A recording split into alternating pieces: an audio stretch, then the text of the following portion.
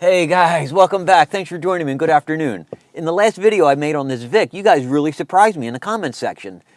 John Engel, Steven, David Hines, Pat, you guys really want to see this Vic get wrapped. And well, it's going to happen. I'm going to do it. I already picked out the wrap that I wanted. I already ordered some remnants because this is going to be a learning process for a do-it-yourself project. And it's going to happen. So let me tell you more about the wrap. Now, I picked out the material, right? I'm not going to tell you what it is. I'm going to keep the cat in the bag for a little while longer. But the remnants should come in a few days. I'm going to start practicing on the bumpers and see how it goes and make sure I can do this. Now, I shared some of this with my buddy Paul, who does all my paint and body work. And Paul's excited about it too. He said, hey, let's do it together. Bring the car down to his shop. We'll turn the heater on and we'll knock it out. So I've been watching a lot of videos on this, trying to understand how to do it, get educated so he can get in there and not ruin the materials. Because this wrap has elements of black in it, I wanted to integrate the wheels into the wrap. And so I traded a fella in Mississippi for those full wheel covers that were on this Vic. So I traded them for these center caps. And that's going to help tie in the colors that I picked out on here. I also priced this out to have a shop do it for me. And the material price is the same, but labor's $3,000. That's a $4,000 wrap job on a $2,000 car. And there's no way I was going to spend that on this Vic. So that's why this has to be a do-it-yourself project. And I'm excited to be able to show you what is possible by doing it yourself, especially for a novice like myself to get in there and do this. So look forward to that. That's coming up soon. And a big thanks to Jono. You hit me up in the comments section saying you got a Vic with sticker shadows on the side of your car just like this does. You said you hit it with some compound and that stuff just disappeared. So I pulled out the buffer.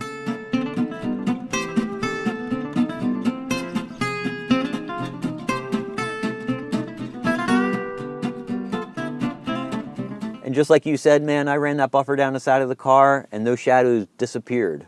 So a big thanks to you. So let's switch gears a little bit and let me share this with you. 3 weeks ago, I sold the first of 4 Vics, and I sold that car cheap, $1,950. It was a 2008, had 144,000 miles on it. And I priced it so low for a reason. First, I needed to move some cars. But secondly, I figured it's already 9 years old, has a bunch of miles on it, and if it needs any type of repairs, the purchase price would cover that. It wouldn't hurt the new owner of the car to replace something, considering he only paid less than $2,000 for this car. So just a few days ago, I get an email from the guy, and in the email is a photo, and it's showing something on the ground, and I don't know what it is. And in his text, he says, look, this fell out of the floor pan of the car. It rusted out. There was a section, about a 1 foot square section of the floor that fell out of the car, and he can't get it through inspection now in the state of Maryland. So I thought about it for a while, and I was surprised because, frankly, I've never been underneath that car. I didn't look underneath of it to inspect it. But I thought about it for a while, and I made the offer to him that I'll buy the car back. If you're not happy with the car, and it's only been 2 or 3 weeks since he bought it, I'll pay him 100% of what he paid for the car, the $1,950. I'll make him whole, and he can walk away from it. And my thoughts was, I'll simply take the car back. I'll send it to Paul. He said he'll simply bang out a replacement panel for the floor pan. He'll put some panel seal on it, and he'll patch it up, and I'll simply resell the car. And I'll probably sell it for more than what I got in it at that point. But this fella said, no, he wants to keep the car. He wants me to pay 100% of the repair for it. And Paul's saying the repair cost is going to be in the $200, $300, $400 range.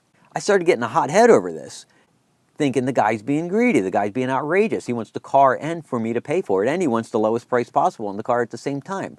I need to take a step back from this with a cooler head and take a different perspective, and I'm reaching out to you guys to find out what you think I should do. Now, I don't want to fall back on the old legal issue where, you buy a used car as is, and I don't want to do that.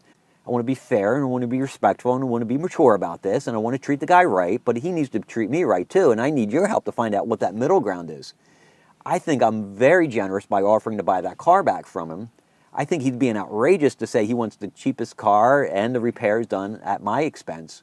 So I need a little bit of guidance, a little direction from you guys to see what you think I should do on this. So there we go. That's my update on this Vic, the one I sold, and where we're going with this on the wrap. So be sure to check in the coming weeks to keep up on what's going on with this car. Also, I got a new comparison test scheduled to come out in a few days, so be sure to check that out too. And as always, I appreciate your time. Thanks for watching.